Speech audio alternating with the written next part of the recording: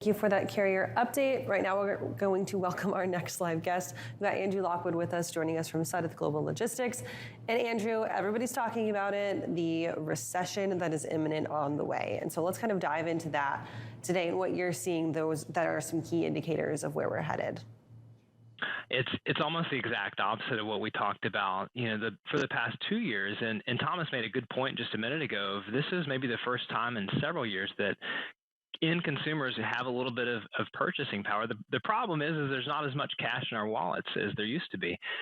So we're seeing some drastic shifts in the markets. More hamburger, less steak. More spent on gas, less spent inside convenience stores and on lotto tickets. And Kaylee and Anthony, I think the thing that I'm interested in is how is that going to affect parcel volume here at the end of the year? We spend a lot of time talking about trucking rates, and certainly the bottom has kind of fallen out in the past couple months. I don't know if we've hit a plateau there yet, or if we've reached the bottom of the base trucking rates yet. Certainly, the ocean forecast and outlook are a little bit troubling. We're starting to see rates fall off the cliffs, order volumes fall off the cliffs, and so how that affects the peak season coming up, the holiday shopping season. I think we're going to see a lot of sales, which is great for you and I. Not as good for retailers that are sitting on about 40% plus excess inventory from where they were a year ago. And that's a really, really good point to bring up too, especially because I feel like it's never too early to talk about peak season, but like this middle of the year is right about where we start to talk about it. Amazon just announced their Prime Day dates for the second week in July, some exclusive deals for Prime members on the day before. It's like a three-day sale. And then you've got some other retailers, Target now saying, you know what, well, we're gonna have a sale with Amazon too. And this is something that's almost kind of unprecedented. We think of Prime Day as being like the kickoff to shopping season, whether that's back to school or people in the last 2 years were using it as an excuse to shop early for Christmas, which they probably won't have to do this year. But do you think that that's kind of a common thread, that we're going to be seeing these retailers kind of compete against one another for like, I have a sale, no, I have a sale, well, mine's a better sale, no, mine's a better sale? I think so. And again, the beneficiaries are you and I, and any end consumer with cash in their pocket. But unfortunately, we talk a lot about the bullwhip effect, but this is exactly what happened. There was a huge amount of over ordering there. And something I had wrong last year is I was kind of predicting that there would be all these empty shelves.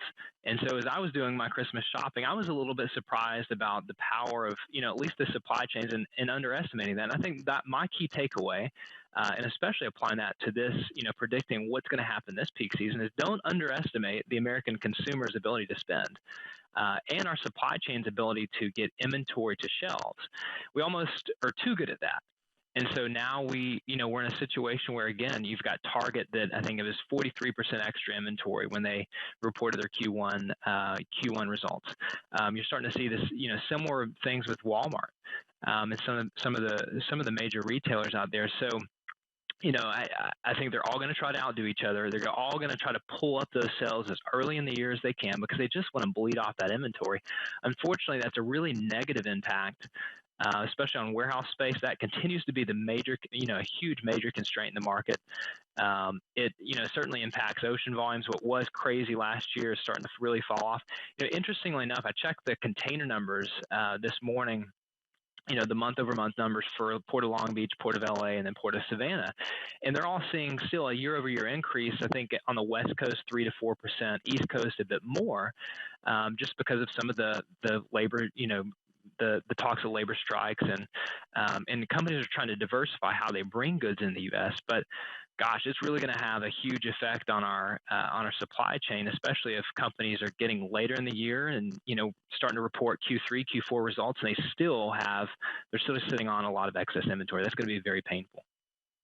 And Andrew, one of the things that comes to my mind when I hear of a lot of these companies sitting on this excess inventory and some of the hardships that a lot of companies are going to be going through is what happens to that demand for labor. Is there still going to be that heightened demand for labor? Are consumers still going to have that opportunity to trade up to a higher paying role if they want it?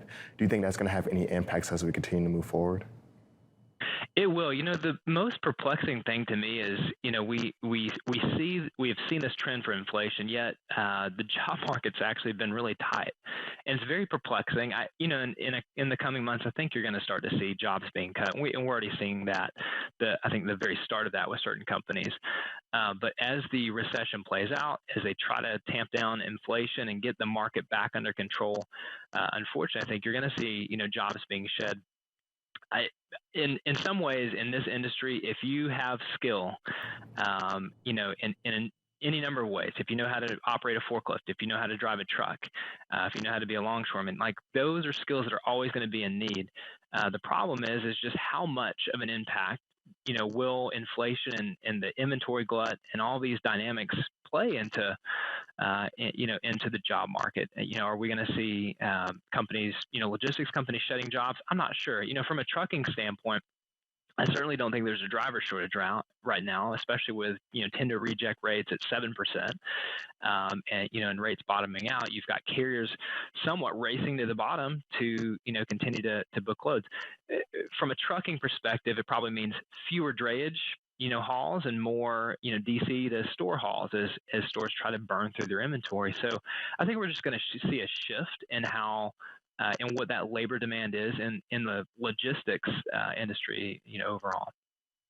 With that, Andrew, there's going to be kind of this shift that will eventually have to happen with the American consumer as well. You mentioned don't underestimate their ability to spend.